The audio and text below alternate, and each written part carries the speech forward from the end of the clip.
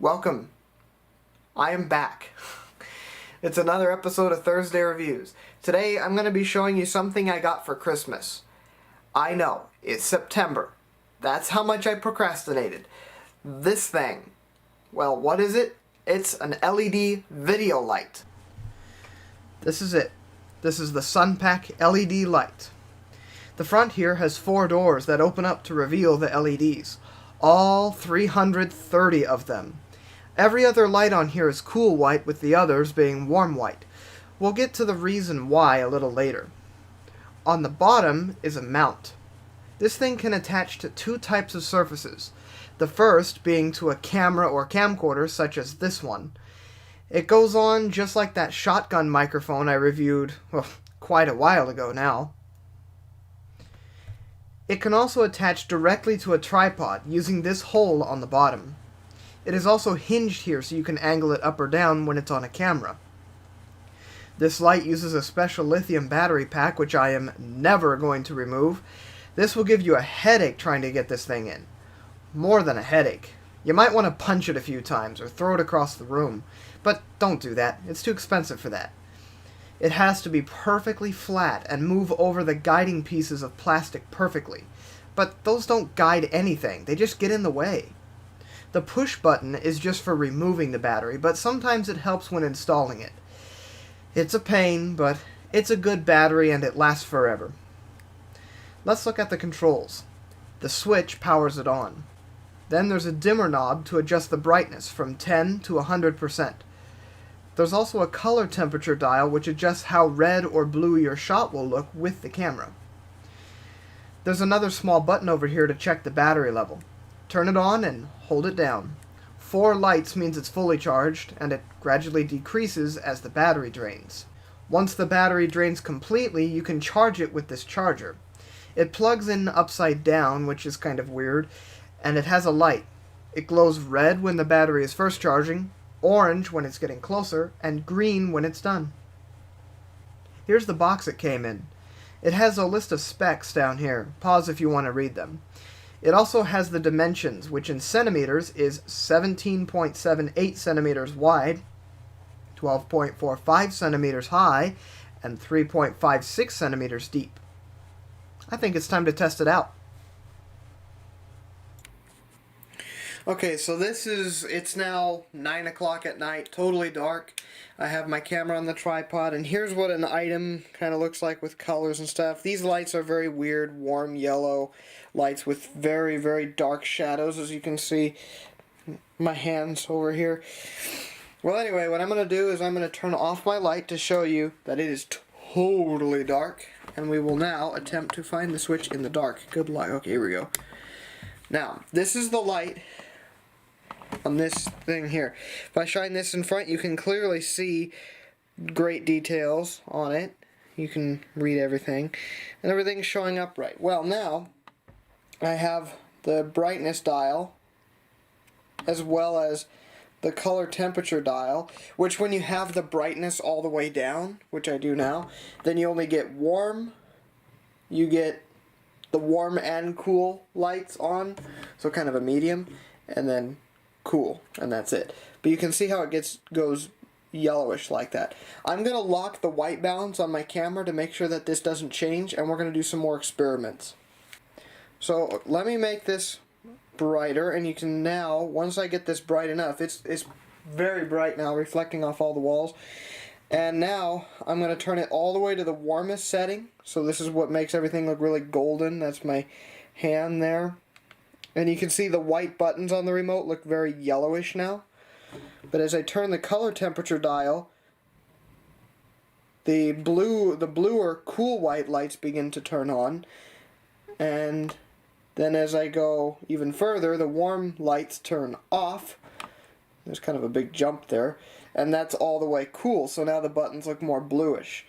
And so if I put it kind of somewhere in the middle, then this gives you a pretty accurate idea of what this remote looks like and what all the buttons look like. Well, this is an interesting shot. We're looking all the way down the hallway from the back bedroom of the house. Now I'm going to turn on the light, and we'll see that that's on its lowest setting. I'm going to zoom in all the way down to the kitchen. Let's look at our microwave. That microwave is about as old as I am.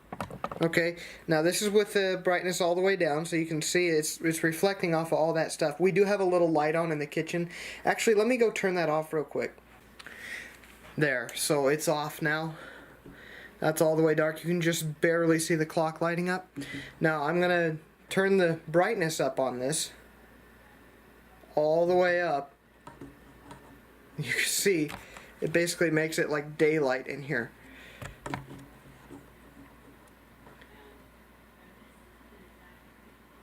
And this here is as dim as it goes. If I go a little brighter, then you can see that's as yellowy as it goes. Then it goes up and over this way and goes to cool white. And yeah, so that just gives you an idea of the different light spectrum there inside a house at night. So yeah, very useful as studio light. I don't know, I've been carrying this with me for like the last 10 minutes even. But yeah, it gives you a pretty good idea of the different lighting and different effects on skin for this. Because this just looks too weird. But it gives you that option to use warmer colored lights or whatever application you may be using this for. So I really like that whole color temperature thing. So here's another look at it. It's very mirrory. You can see, oh, behind the scenes stuff. Anyways, I'm going to go put this thing right on top of the camcorder. And you can see the lighting is very weird. This was filmed in the middle of September. Basically the entire west coast of the United States is on fire right now. So we have very smoky weather, very odd lighting. And I figured this would probably be a perfect time to film this review. So I'll put this on the camcorder and we're going to see how much of a difference it makes. Alright, so right now it's sitting on top of the camcorder. It's off. And I have my nice little thing of wax paper here. So for some reason, I think my light was supposed to come with a diffuser, but it did not. So I had to use my extremely high-tech form of solving this problem by using a sheet of wax paper. I'm gonna go turn this thing on.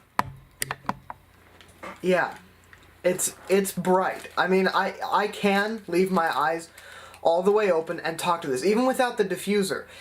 But because the light is directly on top of the camcorder, I can still see those dots out the corner of my eye. And you can see it in my glasses, those bright white squares. Well, now I'm going to put my very high-end special diffuser onto it. And we will see how much of a difference that makes. Well, it's still the same amount of lighting, but I'm looking right at it right now. And I can't see any much of a difference. I mean, I'm looking right at it, and I'm not having any troubles doing so. So now we're going to go over the pros and the cons, just like I do on a normal Thursday review. Well, firstly, the pros. I do like the color temperature. That is a very nice addition. Let me see if I can find it blindly by... Oh, nope, that was the dimming dial. There's color temperature. So I can change it from a cooler setting to midway or all the way warm. Of course, I have it on the dimmest setting. If I were to brighten it, then it gives me quite a bit more options, but it's also quite a bit harder to look at. So yeah, anyway, I do like that color temperature thing. I also like that when you're done using it, it's a fairly big size light, but you can just close it all up, and those barn doors just close it all the way up. It's a very nice design, very simple, doesn't take long to set up at all. I also like that it has multiple styles of mounting it. You can either screw it to the top of a camera's shoe, just like I've done here, or you could mount it onto a tripod if you wanted to. So it's not just, oh, you are restricted, you can only use this thing on a tripod or whatever. You don't have to. It's just work with what you've got, and it can work with either a camcorder or it can work on a tripod. Either way. So now we're going to go over the cons. Firstly, my God, the battery. Good thing that the battery lasts quite some time, because I still don't fully understand how to install the battery. Removing it is not fun either.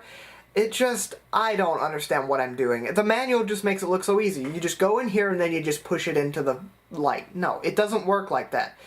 Even a team of 25 scientists would have a hard time getting this thing into the light. It just takes too long. The other thing is just, I wish it went darker. It goes to about 10% brightness, and then it just cuts off. That is as dark as it goes. Which, you know, in the middle of the day, that's not too bad. It goes very bright up to the point where I nearly have to shut my eyes. But, it doesn't go nearly as dark as I would hope. I wasn't expecting that. I forgot how bright this thing actually got. You might as well just take yourself a flashlight like this and go poosh, and just, even that. Oh. This might be a good time to end the video. Well, apologies for all the delays between the videos. I'm not as productive as sometimes I wish I would be, especially for stuff like this. I will be back for other stuff too. My channel, like I said in my announcement video from a bit ago, however long ago that may have been, that there is more to this channel than just Thursday reviews. I do want to do other stuff as well. So we'll get to that. We will get to other stuff. It's not all going to be Thursday reviews. If you do enjoy the Thursday reviews series, I do have a playlist that you can check out. And I will continue to post Thursday reviews. It's just, if there's long delays between videos, apologies for that. That's just kind of how I am, at least at the moment. But, like usual, I thank you for watching this video, and I will see you on the next one.